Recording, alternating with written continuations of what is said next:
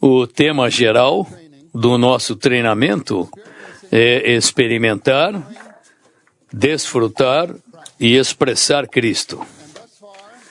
E até agora vimos alguns aspectos maravilhosos para nossa experiência e desfrute de Cristo no livro de Romanos, nas duas primeiras mensagens, na segunda-feira, e em 1 Coríntios, ontem. Hoje vamos ver o livro de 2 aos Coríntios. E aqui diz no Algarismo Romano 1, 2 aos Coríntios 4, versículos 4 a 7, nos mostra que podemos experimentar e desfrutar Cristo como essas duas coisas maravilhosas, esses dois aspectos maravilhosos, agradáveis e preciosos, a imagem de Deus e o tesouro. Espero que até o final desta comunhão vocês tenham um sentido, uma sensação melhor, até mesmo um dulçor quando você ouve essas duas coisas. A imagem de Deus e especialmente o tesouro, Cristo. Cristo é a imagem de Deus e Cristo é o nosso tesouro.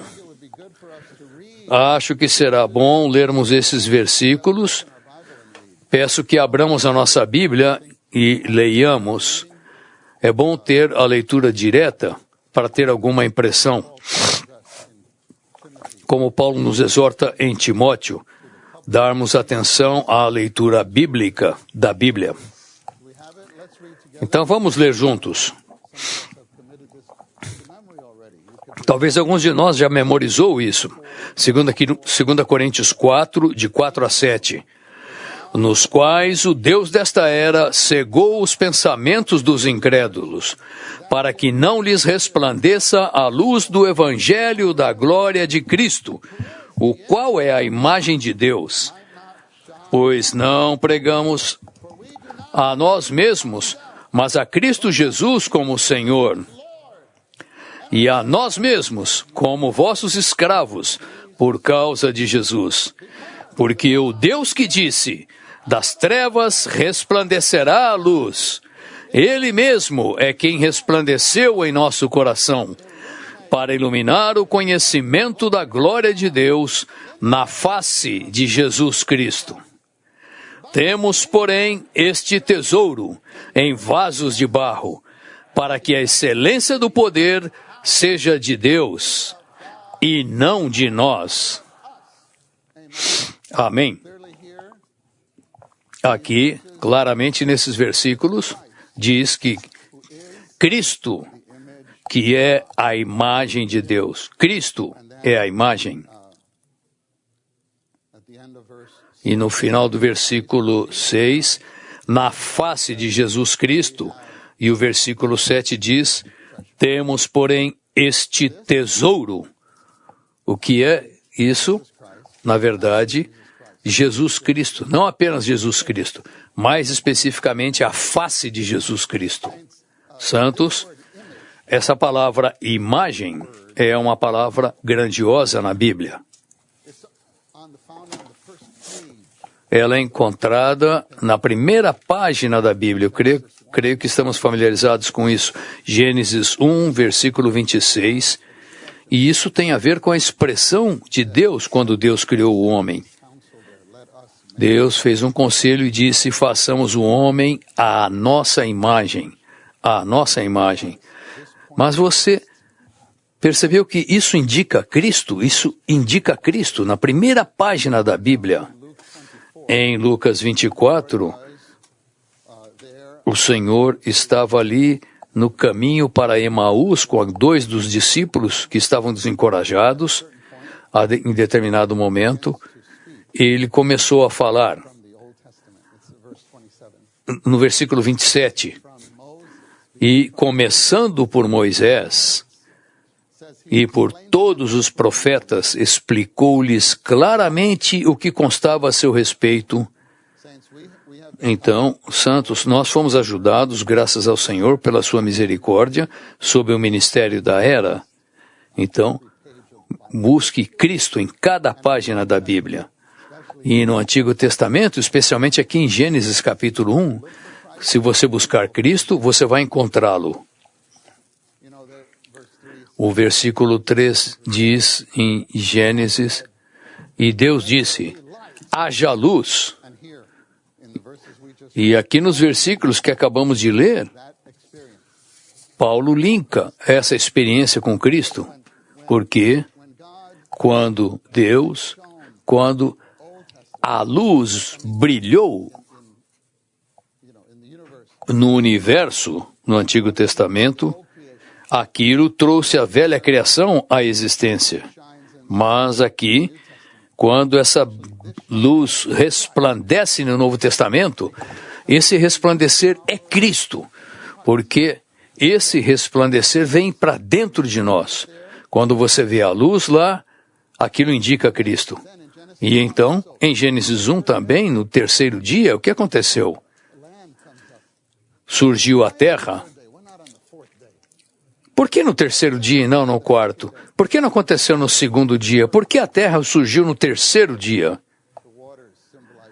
Primeiro as águas que simbolizavam a água e algo que veio da morte, a água simbolizava a morte, e algo que veio da morte refere-se à ressurreição de Cristo. E Cristo, e no versículo 26, imagem, nós fomos criados à imagem de Deus. O que é imagem? Imagem é semelhança, é para a expressão. Imagem é como uma foto. Quando você viaja, você tem que mostrar uma identidade com foto. Seja sua carteira de motorista, carteira de identidade ou passaporte. Eu mostrando o passaporte, se eu mostrar o meu passaporte e tiver a foto do Tom Getz, eles vão olhar e vão falar, opa, isso aqui não está combinando. Essa imagem não está correta. Nós devemos ser compatíveis, nós devemos nos parecer com Deus. Essa deve ser a nossa imagem. Mas sinto dizer que muitos de nós tínhamos outra imagem, outra expressão, ou uma autoimagem ou a imagem satânica. Em João 8, o Senhor Jesus disse, vós sois do vosso pai, o diabo. E você pode ter outra imagem, outra expressão. Para sermos a imagem de Deus, precisamos de Cristo. Precisamos de Cristo em nós. Vamos ver agora, letra A, no esboço. A imagem de Deus refere-se a Cristo como nossa expressão exterior, enquanto o tesouro refere-se a Cristo como nosso contato interior. Devemos ter Cristo como a imagem de Deus exteriormente e ter Cristo como o tesouro interiormente. Na verdade, não temos Cristo como tesouro interiormente. É impossível ter a imagem de Deus exteriormente. C. Precisamos entrar no desfrute rico e pleno de Cristo. Não sei qual é a sua experiência, mas nestes 2 dias, com as mensagens anteriores, cada hora que estamos aqui, eu sinto o Senhor nos conduzindo para um desfrute mais rico e mais pleno dele próprio, aspecto após aspecto. Espero que nós não passemos facilmente por nenhum desses itens, desses pontos, mas tenhamos transações com o Senhor, até mesmo sentado na reunião e depois da reunião. Senhor, me apacenta, Senhor, eu tenho falta disso, daquilo, me apacenta como espírito da realidade. Letra D diz, D, E e F, esses 3 pontos, são 3 versículos, certo? Com base em 3 versículos, que nos dizem que Cristo é a imagem de Deus. Espero que vocês prestem atenção a isso. Em D é Hebreus 1:3, E é João 1:18 e F, Colossenses 1:15. Espero que não tomemos esse versículo como se já soubéssemos, talvez tenhamos alguma familiaridade. Vamos ler juntos, com o coração aberto.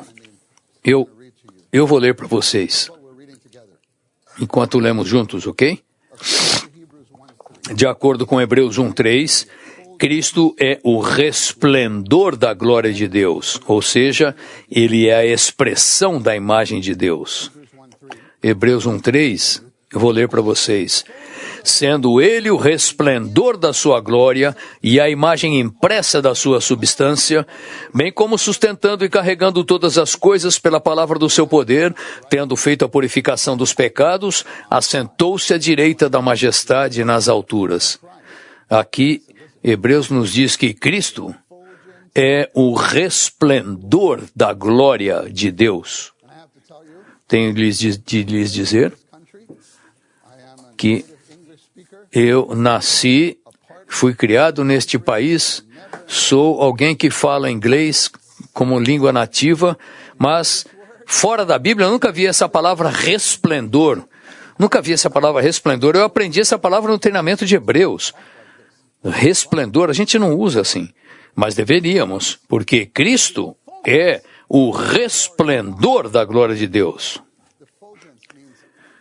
Resplendor significa um brilho, uma irradiação, como o sol, quando ele brilha, os raios nos alcançam. Também significa brilho. Você não pode separar o brilho dos raios e os raios do brilho. E você não pode separar o brilhar do sol. Então, quando os raios de sol alcançam você, quando Deus... O brilhar do sol nos alcança por meio de raios e o resplendor de Deus nos alcança por meio de Cristo. Ele brilha para dentro de nós. É assim que Cristo brilha. Letra E.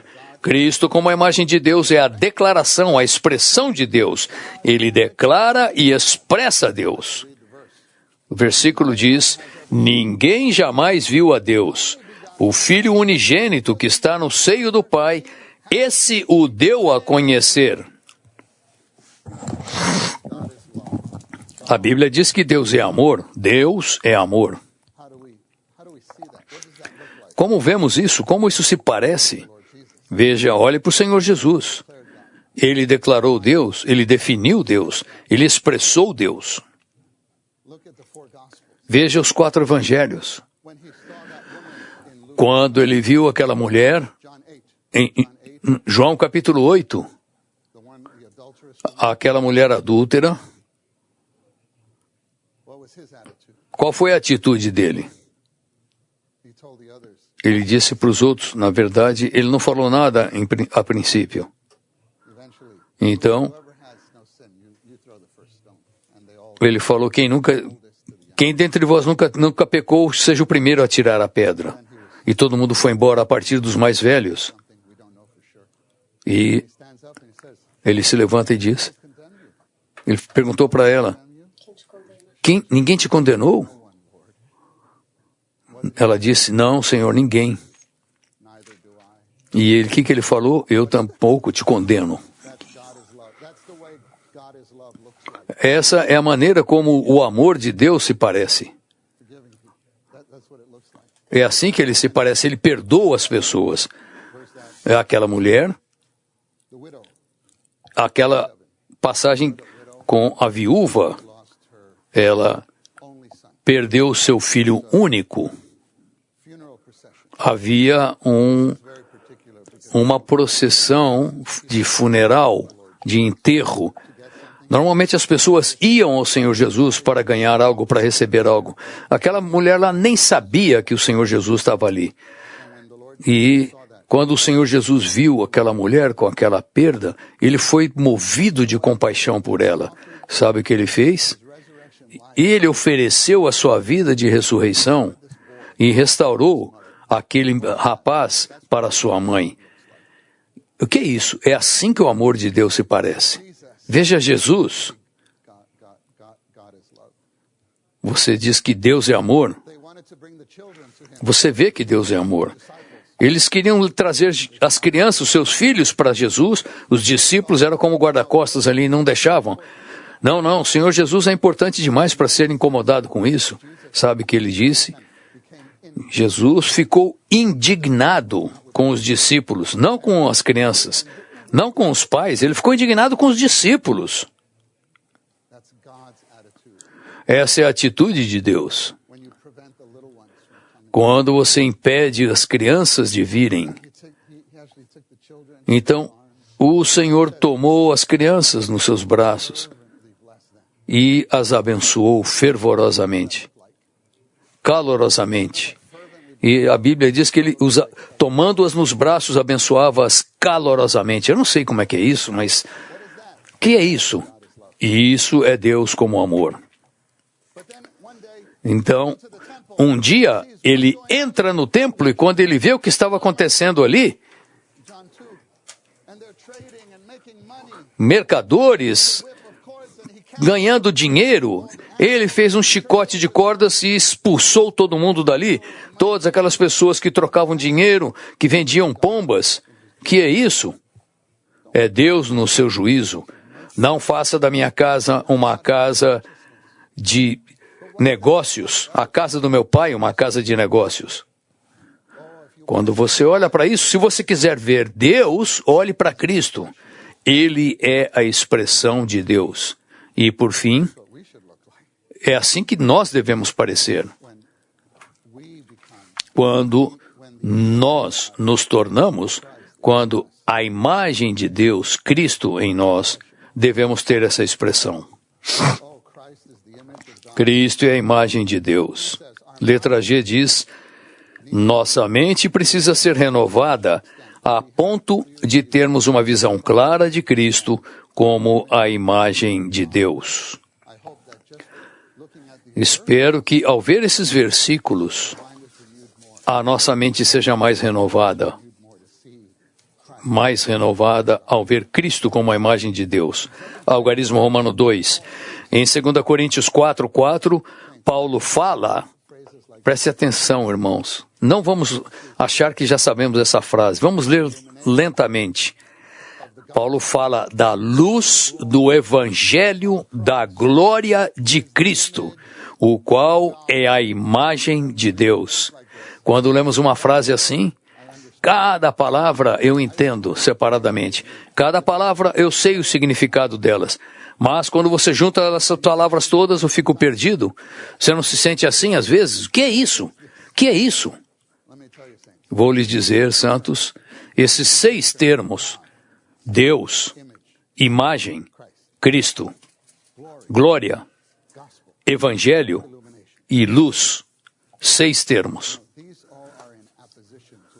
Essas palavras são um aposto uma para o outro.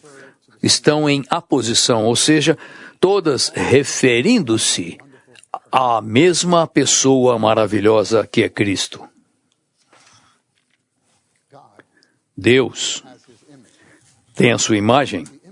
A imagem de Deus é Deus. Quando você Deus expresso, isso é Deus. Mas o que é a imagem de Cristo? De Deus é Cristo. Cristo é o Evangelho. Em Atos diz que eles pregavam Jesus como Evangelho. Eles falavam a pessoa, não sobre a pessoa. Eles resplandeciam a pessoa e aquilo se tornou uma luz, uma glória, com a iluminação, a luz que brilhava aquela pessoa no coração das pessoas. E os virava de cabeça para baixo. A Bíblia fala que eles falaram, esses que viraram o mundo de cabeça para baixo vieram até nós. Como eles faziam isso? Brilhando? A nossa pregação do Evangelho tem de ser um brilhar.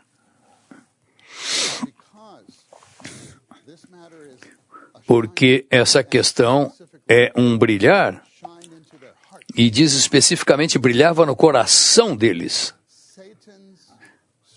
A estratégia de Satanás é nos cegar. Cegar as pessoas.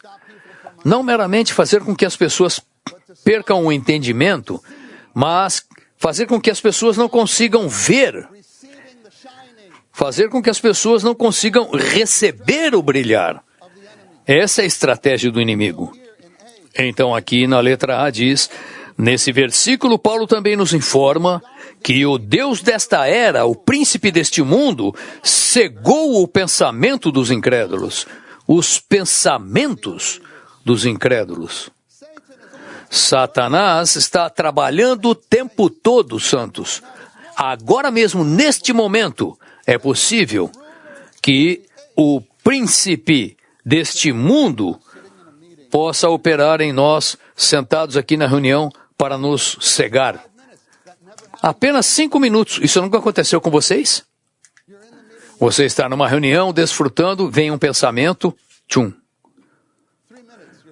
3 minutos, você está em outro lugar.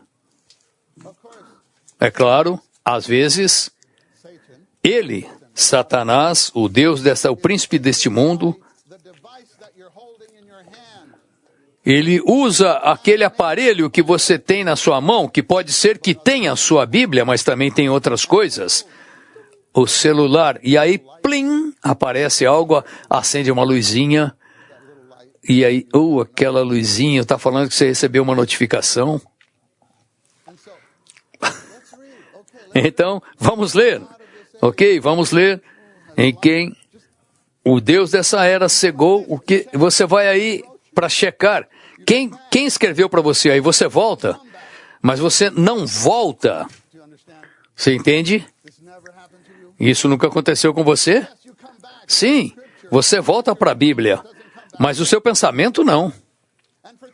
E durante 3 minutos você está cego e não percebe? Você não tem sentimento algum. Espero que nós odiemos o Deus desta era. Que nós odiemos a cegueira. Não nos colocamos por essa cegueira. Porque então podemos ver a glória de Deus na face de Jesus Cristo. É por isso que depois da reunião, alguns falam, louvado seja o Senhor. E alguns de nós pensam, bom, tudo bem. Porque eles viram e nós não. Eu não. Então, eu estava cego nos meus pensamentos. Um diz, o Deus desta era, o Satanás, é Satanás, o príncipe da era atual, que domina o mundo de hoje e procura a adoração das pessoas, cegando sua mente e seus pensamentos. Enquanto falamos aqui, estamos falando da era e do mundo. Eu tenho esses versículos aqui. João 12:31 fala do príncipe deste mundo. João 14:30 são os versículos do ponto A. O príncipe deste mundo. João 16:11. No livro de João, você percebeu? 3 vezes ele fala o príncipe deste mundo. Príncipe deste mundo. E em Efésios 2:2, nos quais andastes outrora segundo o curso deste mundo. O mundo, os jovens que estão aqui, o mundo que falamos aqui, que a Bíblia usa essa palavra mundo em contextos diferentes, mas como o mundo, o globo terrestre, ou Deus amou o mundo, é todo o povo do mundo, as pessoas do mundo. Ele fala, não ameis o mundo. Mas como se Deus pode amar o mundo e eu não posso amar o mundo? Você tem de entender que há significados diferentes para essa palavra mundo. Devemos amar o mundo quando Deus ama o mundo, ou seja, Ele ama a humanidade caída, mas não devemos amar o mundo como Deus não ama o mundo, que significa o sistema que Satanás, o inimigo de Deus, desenvolveu, sistematizou cada coisa neste mundo. A educação, comércio, religião, até alimentação, comida, transportes, casamento, a religião. Ele sistematizou tudo com um único propósito, nos cegar. E não apenas isso. Primeiro, cegar. Segundo, ocupar. Ocupar. Para não termos coração, por fim. Certamente temos encargo com os adolescentes a respeito disso, os universitários, os adultos jovens que trabalham. Amados irmãos e irmãs, o mundo está em torno, ao redor de você. Como navegar na vida cristã no meio de uma geração perversa e corrupta. Então, Paulo diz, em 1 Coríntios 7, nós usamos o mundo, mas não abuse do homem. Nós temos de saber como navegar como um crente. 2. Todas as pessoas hoje, quer sejam primitivas ou altamente cultas, foram cegadas pelo Deus dessa era. Precisamos orar: Senhor, confio em Ti para derrotar o Deus dessa era. Além de Ti, eu não adoro nada nem ninguém. Vamos orar juntos essa oração. Senhor, eu confio em Ti para derrotar o Deus desta era. Além de Ti, eu não adoro nada nem ninguém. Se orarmos dessa maneira, a luz divina resplandecerá e nós receberemos revelação. Se abandonarmos os nossos conceitos e voltarmos o nosso coração ao Senhor, os véus serão retirados e o Deus desta era não terá terreno em nós. Santos, pode ser simples assim. Temos essa promessa em 2 Coríntios 3,16. Mas quando? 2 Coríntios 3,16. Quando o coração deles se volta ao Senhor, o véu é retirado. Devemos confiar no Senhor por isso. Mas isso precisa da nossa cooperação. Ele fala quando o nosso coração se volta. Então nós podemos governar o nosso próprio coração. Se o nosso coração tem que se voltar, nós temos que voltar o nosso coração. B. O Evangelho de Cristo é o Evangelho da sua glória que ilumina e resplandece. Deus é invisível, mas Cristo, Filho do amor de Deus, que é o resplendor da glória de Deus e a imagem impressa da sua substância, é a sua imagem expressando o que Ele é. Posso dizer, santos, que o nosso Evangelho precisa ser uma iluminação. E quando falamos para a geração, esse falar tem de ser uma iluminação, uma luz. Não uma mera pregação, mas um brilhar para que o próprio Deus resplandeça no coração deles. Muitos de nós sabemos, até mesmo na nossa infância, quando éramos adolescentes, muitos de nós recebemos esse resplandecer. Aquilo trouxe uma impressão de Cristo dentro de nós que nunca foi apagada e perdura em nós para sempre. Mas nós temos que realmente orar por essa geração, para que eles não vão continuando por aí de maneira superficial, mas que eles tenham o próprio resplandecer na face de Jesus Cristo. D. A imagem de Deus em Colossenses 1,15 refere-se à expressão de Deus e à plenitude de Deus, ou seja, o próprio Cristo.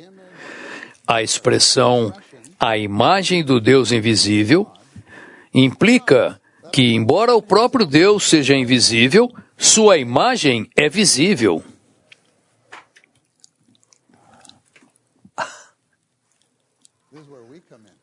É aí que nós entramos. Ele nos criou à sua imagem. Primeiramente, a imagem de Deus é Cristo. Mas Deus deseja ter uma expressão coletiva, e isso nos inclui. De maneira que, quando você olha para a foto, ela é compatível com a pessoa, é igual à pessoa, ou seja, que nós sejamos assim como Deus é. O Deus invisível tem uma imagem visível e essa imagem é Cristo. João 1,18 diz: ninguém jamais viu a Deus. O Filho unigênito que está no seio do Pai, esse o deu a conhecer. Embora Deus seja invisível, ele é expressado por uma pessoa viva, ou seja, Jesus Cristo, Filho de Deus. E por fim, você e eu, quando você vai para o seu trabalho, as pessoas veem que há algo com relação a você,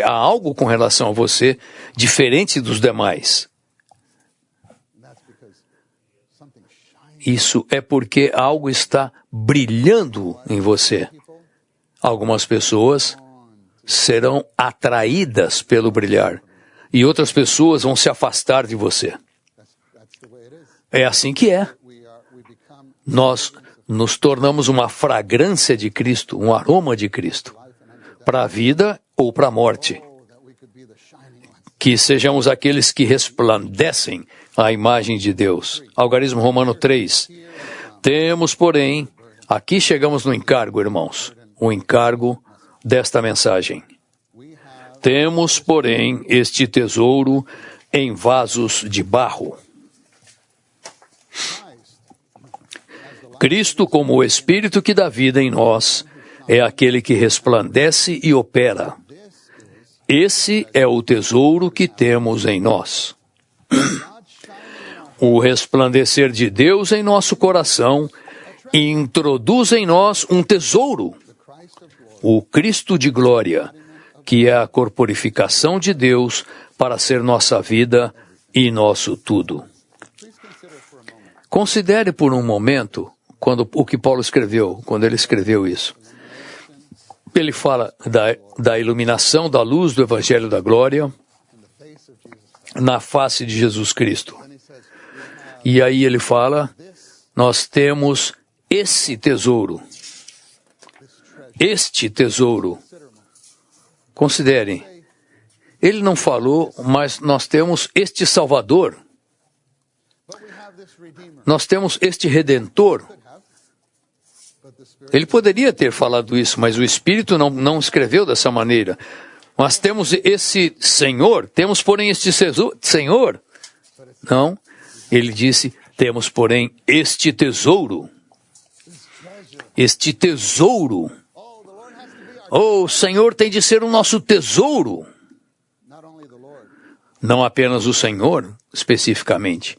A sua face. É a face de Jesus Cristo. A glória de Deus em sua face. Temos este tesouro. Se, por causa do resplandecer em nosso coração, nós temos um tesouro que é maravilhoso, precioso e admirável. Amém? Maravilhoso, precioso e admirável. Espero que, santos, ao lerem isso, haja uma resposta, uma reação em nós. Senhor, eu quero te conhecer como aquele que é precioso, como aquele que é maravilhoso, como aquele que é admirável. Senhor, torna isso o meu testemunho, torna isso a minha experiência e o meu desfrute. Senhor, neste vaso de barro, quero conhecer o teu valor. Letra D. Esse tesouro, o Cristo que habita interiormente em nós, os vasos de barro, é a fonte divina do suprimento para a vida cristã. Ele é a fonte divina do suprimento. Na verdade, esse tesouro é como um motor divino.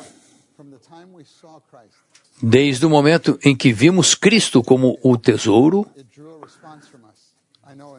ele produz uma reação em nós. Eu sei em mim. Eu me lembro, eu fui salvo aos 7 anos de idade, mas tive uma transação definitiva com o Senhor aos 12 anos de idade. Estava no ginásio. E a palavra foi apresentada a mim, eu vi a face de Jesus Cristo. Eu não tinha essas palavras naquela ocasião, mas a minha impressão, o que eu vi naquela época foi, Senhor Jesus, o que eu podia falar é, Senhor Jesus, eu te amo mais do que tudo e mais do que todos, e eu faço qualquer coisa e vou a qualquer lugar por tua causa. Foi isso. Eu tinha 12 anos de idade. O que é alguém de 12 anos para o Senhor? Mas é aquilo que estava no meu coração. Acho que muitos de nós aqui, em diversas etapas da nossa vida, tivemos algo assim, até mesmo em nossa adolescência. Agora, E por causa desse tesouro, por causa dessa visão dele, há certas coisas que não conseguimos fazer. Nós simplesmente não conseguimos fazer. Há certos lugares que você não consegue ir, você não pode ir, por causa desse tesouro. E há coisas que você tem que fazer, há lugares que você tem de ir, porque esse tesouro está motivando você. E alguma coisa aparentemente impossível para fazer, mas de alguma maneira você conseguiu fazer por causa desse tesouro. Que todos os nossos jovens tenham essa experiência. Não é? Isso não deve ser especial para apenas alguns. Todo aquele que vê a face de Jesus Cristo tem essa experiência. E isso será a reação espontânea. Na letra E, irmãos, agora chegamos ao coração do encargo. O coração do encargo, especialmente nos subitens 4 e letras A, B e C. Vamos chegar lá. Letra E, a expressão este tesouro, em 2 Coríntios 4, 7, refere-se ao versículo 6, onde Paulo fala da face de Jesus Cristo. Eu quero agora ir lentamente ler novamente os versículos 6 e 7. Porque o Deus que disse, das trevas resplandecerá a luz, Ele mesmo é quem resplandeceu em nosso coração, para iluminar o conhecimento da glória de Deus na face de Jesus Cristo. Temos, porém, este tesouro. Eu quero enfatizar este e quero enfatizar tesouro. Este tesouro. Que tesouro é esse? A face de Jesus Cristo. E este tesouro é um tesouro. O resplandecer de Deus em nosso coração é para nos iluminar, a fim de que conheçamos a glória de Deus na face de Cristo. A glória de Deus manifestada na face de Jesus Cristo é o Deus da glória expressado por Jesus Cristo. Conhecê-lo é conhecer o Deus da glória. O Deus da glória é o mesmo Deus da glória que apareceu a Abraão e o levou de um lugar para uma terra longínqua. Ele não sabia para onde ia, mas tinha que ir por causa da atração. O tesouro faz com que você faça coisas que você não consegue, que você não acharia que faria, porque você vê quão precioso ele é. 3.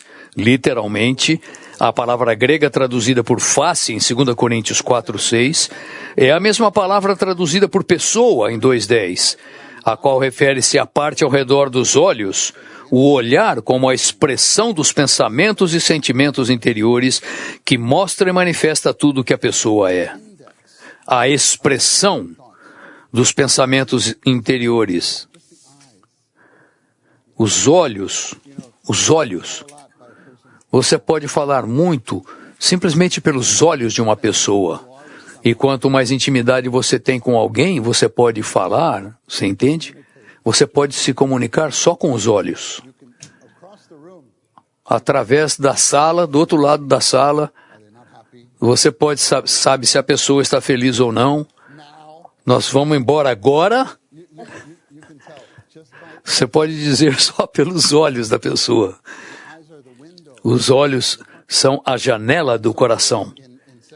Então, em 2 Coríntios 2:10, estamos familiarizados, mas novamente, é Paulo falando de perdoar aquele irmão que ele se referiu na primeira epístola, 1 Coríntios 5. Em 1 Coríntios 5, Paulo tomou a iniciativa de condenar aquela pessoa. Agora ele está tomando a iniciativa de perdoar. Na verdade, ele não está tomando a iniciativa. Os olhos de Cristo estão tomando essa iniciativa. Então, ele diz, Mas a quem perdoais alguma coisa, eu também perdoo, pois também o que tenho perdoado, de alguma coisa que tenho perdoado, foi por causa de vós, na pessoa de Cristo. A palavra grega para pessoa é a mesma palavra para face, a face de Jesus Cristo. Mas a palavra face não é o rosto inteiro, é só esta parte ao redor dos olhos, a expressão dos olhos, o semblante. Então, eu creio que Paulo, no primeiro livro, estava olhando para a situação e olhou para Cristo. E o Senhor estava... Nós temos de condená-lo, você tem de condená-lo? Então, Paulo escreveu aquilo.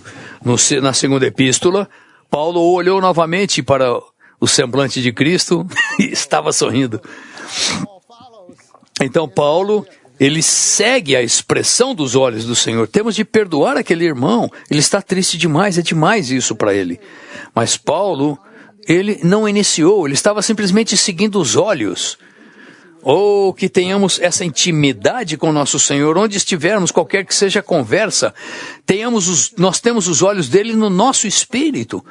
Que tenhamos uma comunhão agradável com ele o tempo todo. Onde quer que vamos, não apenas no nosso tempo pessoal com Ele. Santos, para isso, nós precisamos ter um tempo pessoal de comunhão direta com o Senhor. Caso contrário, jamais aprenderemos a expressão dos olhos do Senhor. Precisamos de um contato pessoal, direto, íntimo, afetivo com Cristo. Especialmente em Sua palavra, para conhecer a expressão dos seus olhos. Item 4, ponto 4. Aqui é o auge do encargo. Isso indica que, a menos que tenhamos a expressão da face de Cristo, ele não pode ser um tesouro para nós em realidade. Não sentiremos que temos um tesouro em nós até vermos a face de Jesus Cristo. Por um lado, todos podemos declarar que somos os vasos de barro, que Cristo é o tesouro em nós. É verdade isso. Por outro lado, precisamos ver que somente quando estamos vivendo na presença de Cristo, olhando na expressão do seu ser, é que sentiremos que Ele é um tesouro para nós. Santos, estou muito preocupado com muitos jovens. Será que eles viram o tesouro? Eles podem falar, eu tenho um tesouro. Você fala, eles seguem. É genuíno, mas nós duvidamos. Será que eles viram o tesouro? E alguns, quando eram jovens, talvez eles tenham visto o tesouro, mas será que eles ainda estão vendo de uma maneira afetiva? Onde está a intimidade deles com o Senhor? Isso não é algo que nós possamos gerar de nós mesmos. Isso só acontece usando tempo com o Senhor, tendo comunhão com Ele, tendo uma comunhão aberta com Ele, dizendo, Senhor, eu preciso de Ti. Senhor, eu te amo. Senhor, eu preciso te ver de novo. Preciso da Tua face, Senhor. Quero dar alguns versículos para vocês em Salmos. Salmo 27, 8. Ao meu coração me ocorre. Quando você diz, buscai a minha presença. O meu coração diz a ti, Senhor, buscarei, pois, Senhor, a tua presença. Pense nisso. Se o salmista tivesse dito, quando tu disseste, buscai a minha presença, buscai a minha face, ele faria, então eu busco a tua face. Mas não é isso que Davi escreveu. Davi escreveu, quando tu dizes, busca a minha face. Parece que o Senhor tem o hábito de dizer, busca a minha face. E sempre que tu dizes, busca a minha face, o meu coração diz a ti, tua face, Senhor, buscarei. Eu temo, amados santos, Quando vamos ao Senhor, nós o buscamos, mas não a sua face. Podemos buscar uma resposta a alguma pergunta, a resposta para algum dilema, para algum problema.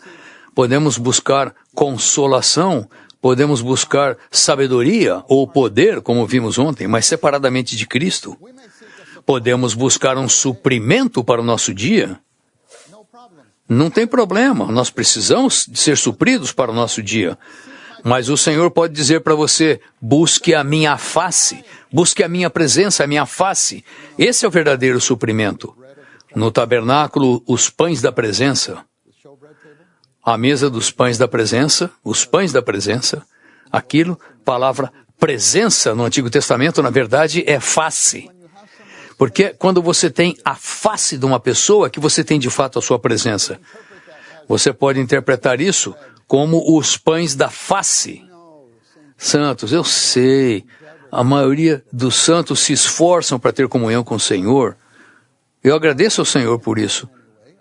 Mas nós devemos fortalecer isso. Contudo, eu imagino quanto no nosso reavivamento matinal nós buscamos a sua face. Nós buscamos a sua face, precisamos buscá-la. No mesmo Salmo, no versículo 4, Davi falou, uma coisa eu peço ao Senhor e a buscarei.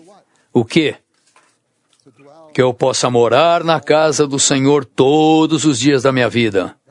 Significa o quê? Que a casa do Senhor é o quê? Hoje é a igreja e é o nosso espírito. Queremos morar na igreja e no nosso espírito. E o versículo continua. Para quê? Para duas coisas. Para contemplar a beleza do Senhor e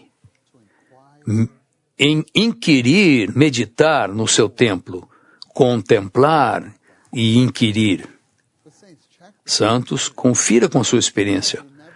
Vocês nunca pularam esse passo de contemplar? Você vai ao Senhor, mas imediatamente inquire, você pergunta, Senhor, e essa situação? Oh, Senhor, me ajuda. Mas a ordem não é essa. O Salmo 27:4, primeiro é contemplar e então inquirir. Eu recebi muita ajuda nessa publicação, como desfrutar Deus e como praticar o desfrute de Deus. Uma passagem do irmão Lee, contemplar e inquirir. Isso foi um aperfeiçoamento. Eu recomendo para vocês, é o capítulo 5 desse livro. Estamos na presença do Senhor, desfrutando-o, e aí podemos ter o sentimento de orar por algo. Não apenas ore por algo. Devemos perguntar, inquirir, Senhor, eu devo orar por isso? Porque às vezes o Senhor dirá, sim, vamos orar sobre isso. Mas outras vezes, o Senhor dirá, ainda não. Fique comigo. Continue me contemplando. Busque a minha face. Santos, não pule a questão do contemplar. Contemplar e inquirir. Salmo 105:4. Busque o Senhor, busque a sua face continuamente. Enquanto caminhamos, enquanto trabalhamos, enquanto administramos nosso negócio, devemos estar sempre contemplando, buscando a sua face. Talvez nossos filhos ou nossos netos estejam nos visitando, talvez os meus netos estão me visitando, eu estou preparando esta mensagem e a minha neta fala, vovô, você quer orar comigo? Quer brincar comigo, vovô? O que eu faço nesse momento? Oh, eu tenho que falar amanhã. Né? Eu tenho que falar amanhã. Isso foi ontem que aconteceu. Eu olho a face do Senhor. Senhor, eu devo brincar com ela? Ok, tá bom, vou brincar. 5 minutos. Então, continuamente, nós temos a face do Senhor no nosso espírito. Busque a sua face continuamente. Salmo 24, 6. Tal é a geração dos que o buscam, a face do Deus de Jacó. Esse salmo fala do rei vindouro, trazendo o reino. Ó portas, abri-vos para que o rei entre. Para que o rei entre. Levantai, ó portas, vossas cabeças, para que entre o rei da glória. Que tenhamos coração de buscar a face do Senhor. Quero ler isso novamente, esse item número 4. E isso indica que, a menos que tenhamos a expressão da face de Cristo, ele não pode ser um tesouro para nós em realidade. Espero que quando cantamos um hino como este aqui, 812, tem essas duas estrofes, 2 e 3. Contemplar a sua face.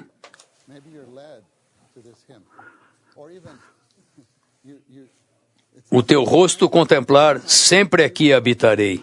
Às vezes, nós acordamos com um hino no nosso coração. É o Senhor nos chamando para a comunhão.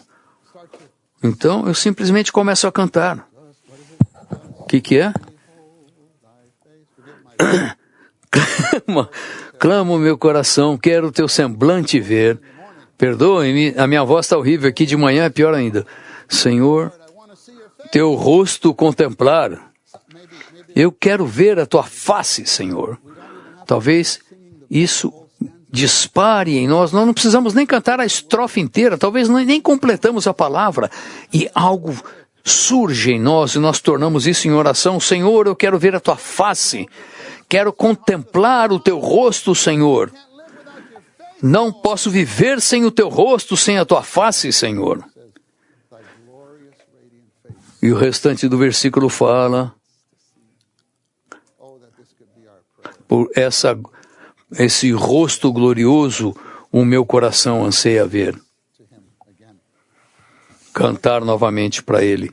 Eu quero usar um momento para ler um escrito de uma das publicações do ministério, intitulada O Cristo que habita interiormente no cânon do Novo Testamento.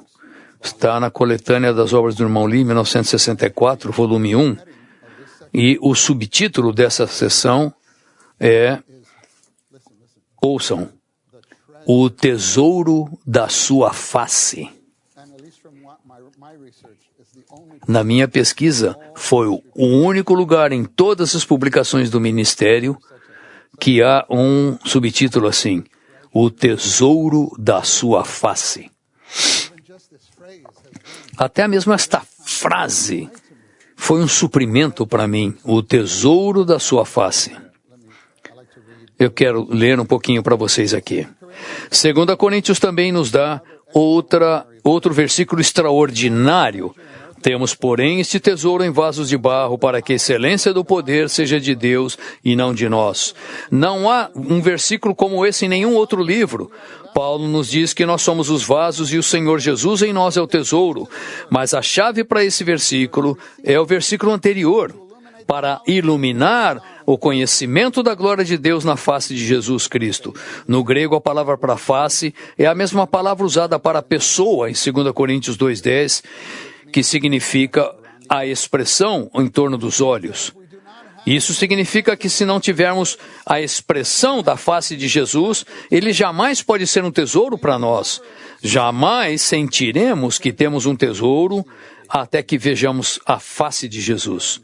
Quando estamos desfrutando sua presença, nós sentimos que ele é tal tesouro precioso em nós.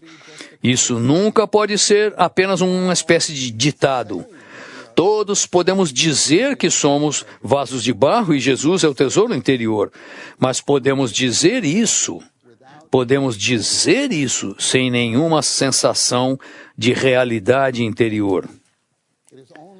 É apenas quando estamos vivendo em sua presença, olhando para a expressão do seu ser, é que sentiremos que ele é um tesouro para nós.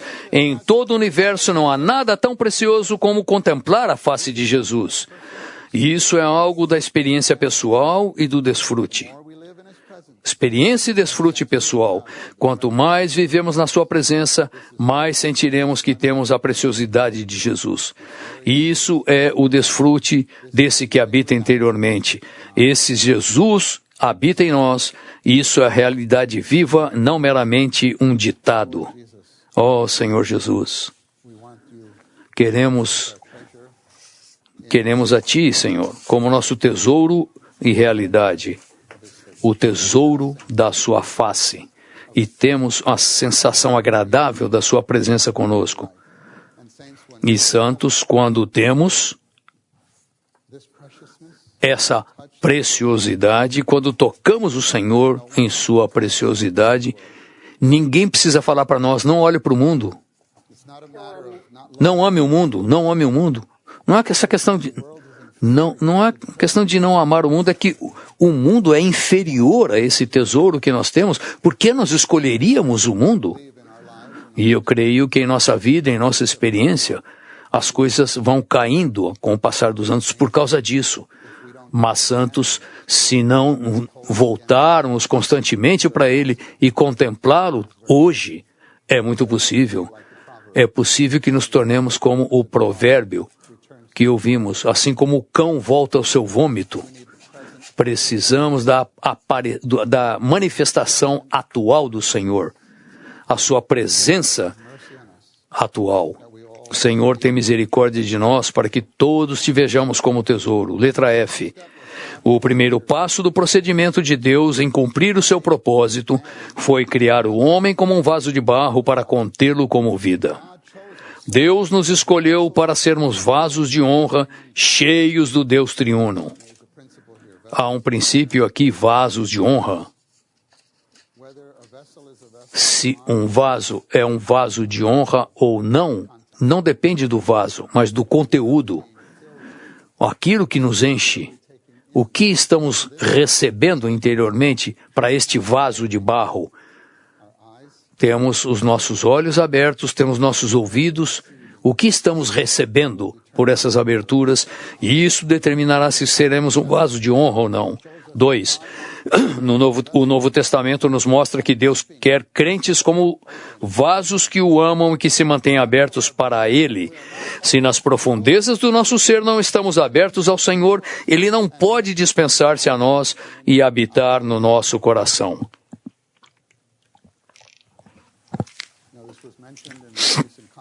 Isso foi mencionado numa conferência recente sobre o pastor da nossa alma. O irmão mencionou o pastor da nossa alma, e os líderes são advertidos a observar, a cuidar da alma dos santos.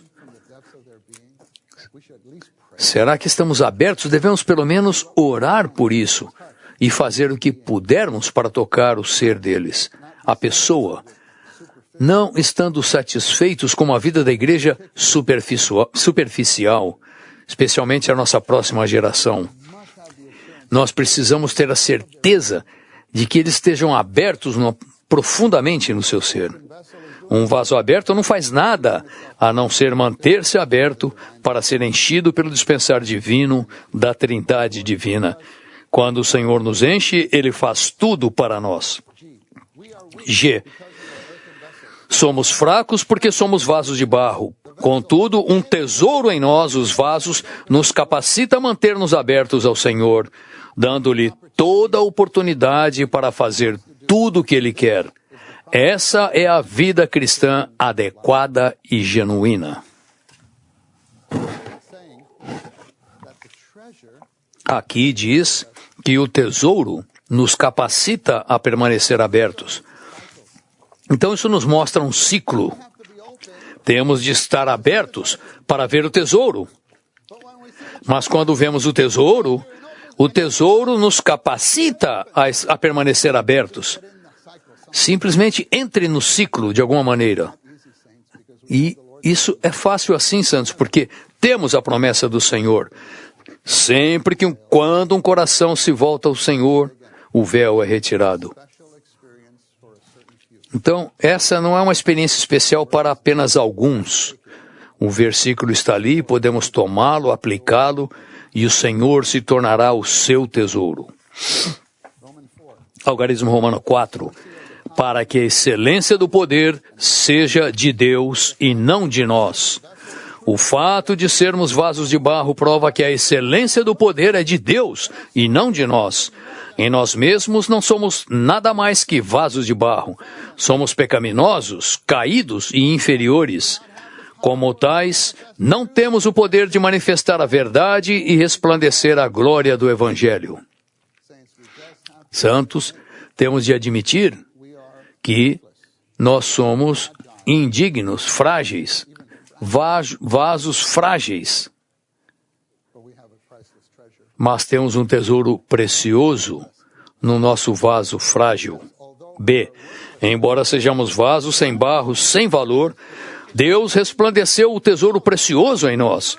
Agora esse tesouro torna-se a fonte do poder que nos energiza e nos capacita a resplandecer a glória de Deus e manifestar a verdade. Esse tesouro tem o poder. O tesouro tem o poder. E esse poder é excelente. Essa palavra excelente significa transcendente, que suplanta a extrema grandeza, é o significado de excelência. Exteriormente somos vasos de barro, mas interiormente temos um tesouro inestimável. Cristo como a corporificação do Deus triuno processado e consumado para ser o Espírito todo inclusivo que dá vida. Quero agora usar um momento para falar sobre o caráter terreno de um vaso. Paulo, especialmente se você olhar em 2 Coríntios, nós temos uma publicação chamada Autobiografia de uma Pessoa no Espírito. Ali você vê Paulo em 2 Coríntios. Paulo, ele falou muito da sua experiência pessoal em 2 Coríntios. Nesse livro, ele repete repetidamente essas poucas palavras.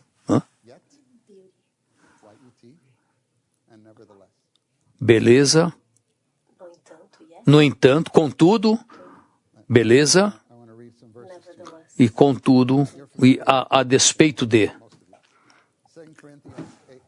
2 Coríntios 8:4, de todos os lados somos pressionados, 4:8, de todos os lados somos pressionados, mas não restringidos.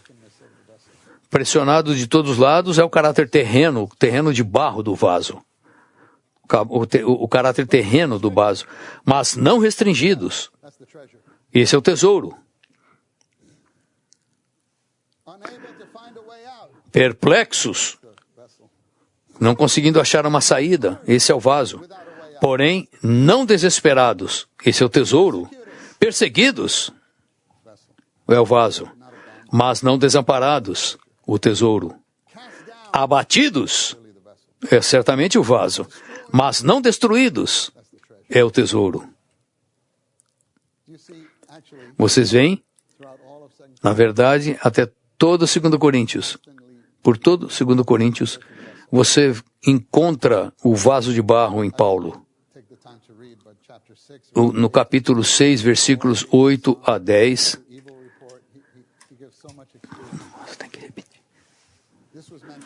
Isso foi mencionado ontem. 2 Coríntios 7, 6 e 5. Pois mesmo quando em tudo fomos atribulados, lutas por fora, temores por dentro. Esse é o vaso de barro. Mas Deus, que conforta os abatidos, nos confortou. Esse é o tesouro. Então, em Paulo nós encontramos constantemente o vaso de barro, mas também encontramos o tesouro. O que eu digo aqui, santos, é uma espécie de paradoxo, como nós À medida em que prosseguimos na vida cristã, o tesouro é cada vez mais manifestado. Deve ser, mas o vaso de barro ainda será vaso de barro. Mas essa é a beleza, porque o poder não é do vaso, o poder é do tesouro. Quando o irmão Watchman teve comunhão sobre isso, ele disse o seguinte: não camufle o vaso. Algumas pessoas tentam camuflar o vaso, certo? Ter uma aparência forte. Não camufle o vaso, roubando-nos a nós mesmos, suprimindo os seus sentimentos. Deixa que o vaso de barro seja visto para que o tesouro se manifeste. Algumas pessoas agem como se nem mesmo tivessem um vaso, fossem só espírito, sem corpo, um espírito desincorporado. Não são nem humanos. Não, nós temos esse tesouro de barro, nós temos o vaso de barro, mas temos esse tesouro. Irmãos, não estejam focados no vaso de barro, mas no tesouro. A questão, na verdade, é a qualidade do tesouro e não a deficiência do vaso. Amém? Vamos terminar a leitura. Em nós temos Cristo como um tesouro maravilhoso. Exteriormente temos Cristo como a imagem de Deus, a expressão do Deus triuno. Quando cremos no Senhor Jesus, nós recebemos mais que simplesmente um Redentor, recebemos o mais excelente no universo. Precisamos experimentar e desfrutar Cristo como o tesouro interior e a imagem exterior. Irmãos, como precisamos de um contato direto e pessoal com o Senhor para nos abrir e buscar a sua face. Buscar a sua face. Senhor, eu quero te ver. Quero te ver. Quando eu te ver, Senhor, tu és o tesouro. E dessa maneira, ele será a imagem de Deus em nós, para a sua expressão. Vamos encerrar essa sessão cantando o hino 510. O hino 510, apenas a primeira e a última estrofes. Apenas a primeira e a última estrofe do hino 510. E vamos cantar a última estrofe 2 vezes. Hino 510. E então, vamos orar com alguém próximo a nós e o Senhor nos mostrará como continuar a reunião.